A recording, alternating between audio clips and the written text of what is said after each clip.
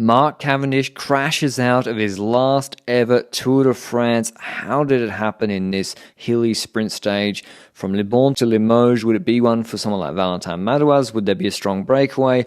With an uphill finish of 4% for 700 meters, maybe Trek Segafredo would try and put pressure on the pure sprinters like Jakobsen and Dylan Groenewegen. And it's a hard old 200 Ks and hot conditions too. So when the flag dropped, Quickstep obviously thought it was too hard for Jakobsen. But Trek were trying to get in the break with Pedersen initiating. Very, very surprising to me in what was the best stage, the best finish for him so far. And Movistar, FDJ wanted to be in, EF wanted to be in, Trek tried again with Kirsch, and then Bahrain with Fred Wright, who'd be good in a breakaway here. But eventually a break did go with Quickstep and Delaplace from Arkea and Turgis from Total. So not that strong a breakaway. It got blocked up. And they got a nice gap of 4 minutes. It got kept pretty tight because you got to respect de Klerk. Everyone was able to go have a wee and chill out for a little bit. And because Binny, it also suits him this finish, the last couple of hills, Intermarché went on the front. Coquard didn't put Cofidis forward yet, and Alpecin wanted Philipsen to have a chance. But would Cav be able to make this finish? It is hard. It's got some, 1K, 5% climbs. At the intermediate sprint, though, in what was a sleepy start to the stage after the break went, thought it's a regulation sprint, and then Astana tried to keep going on with it. They joined forces with Alpecin de Koenig and caught Jumbo-Visma on the back foot because Wout van Aert's not been sprinting at these.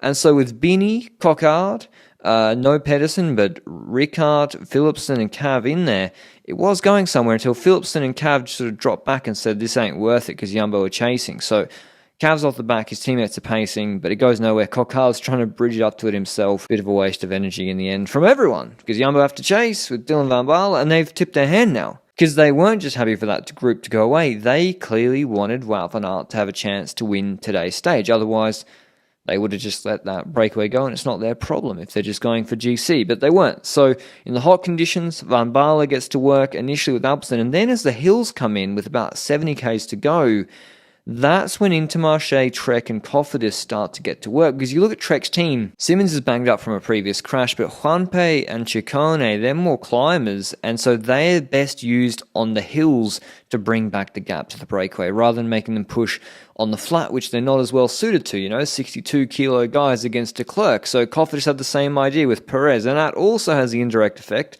of making the overall stage harder on a Jakobsen or a Groenewegen, which benefits Mads Pedersen, who's got very, very good fitness for a sprinter. But you can't see, there is, in the top of this screen, someone's overlapped wheels or braked or dropped their chain or some problem, because you see Poggy leaning on his teammate, they're braking very quickly or freewheeling, trying not to chop themselves, and this has a ricochet effect down the bunch, and everyone's drinking. Look at the Bora rider, and then look at this Intermarché rider, who had that bit on his mouth and dropped it and threw it quickly, and there's other riders too, and if you were drinking and chilling, and this happens, look at everybody leaning on each other, and you don't have two hands to control and brake, there can be a crash because you look at everyone leaning on each other, and that's exactly what happens. Unfortunately, we didn't see it in the overhead, but then we look at the back, and one rider's gone down hard, and unfortunately it's Mark Cavendish, sunglasses on the ground. When everyone was drinking, he tries to get up, he tries to put pressure and lift off with his right arm, and he can't, which means immediately probably collarbone done.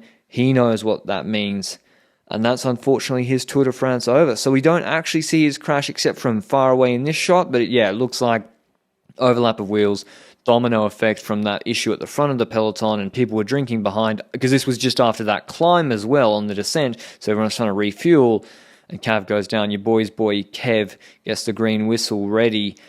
And this is not what we wanted to see. The race goes on. It waits for nobody, as Marc Madiot said it. But this is Cavendish out of what is supposed to be his last ever Tour de France. He said he's retiring at the end of this year, and he nearly won yesterday. Were it not for his gear slipping, he might have won that stage and taken the record for himself. So just devastating for Cavendish, and also for Astana, now left without their sort of main focal point for the team. But as I said, the race continues. Asgreen jumps away with 37 Ks to go, with 140 the gap to his teammate de Klerk. He never gets more than about 20 seconds on the peloton. Quickstep tell de Klerk to stop pulling. He's angry about that because it's obviously pointless what Asgreen is doing. That makes the break lose another 30 seconds, Asgreen goes nowhere in his chasse patate and gets brought back anyway, and then de Klerk is like, oh, you can go pace on the front again. So that was very strange and pointless from Quickstep, and de Klerk was rightly annoyed. But here's the lead-outs. We've got first climb done. You can barely see them because they're big ring 40 kph climbs, and then it narrows, and here's the last categorized climb of the day. 1.5 Ks, 4%, big right-hand descent into it, and then a left-hander, but not that narrow. And Jumbo-Visma tried to do what they did on Calais last year or in Paris-Nice last year too, split it with Van Hooydonk, and you see, they nearly get what they wanted. The Intermarché rider pulls out, leaves a gap, and if the rider behind him can't close the gap, suddenly someone like Tadej Pogačar could be left on a gap, and the draft matters a lot at 40 kilometers an hour here, but it just wasn't steep enough, and Van Hooydonk pulled a little bit too long. Christoph gets told by Jonas Vingegaard to move to the front, but by this point you see Groenewegen moving up. You see Pogačar making up positions, same with Fred Wright and co, and Pedersen's not losing positions. The De Boist is there easily. The climb just wasn't hard enough as those other stages Jumbo have tried before, but there are counterattacks over the top. Campenaerts, Yates crashes, he'd lose 47 seconds, and apparently Steph Kras said a spectators came up, but Schkelmoser, hats off to him and Trek. He's not had probably the results on GC that he'd want to so far.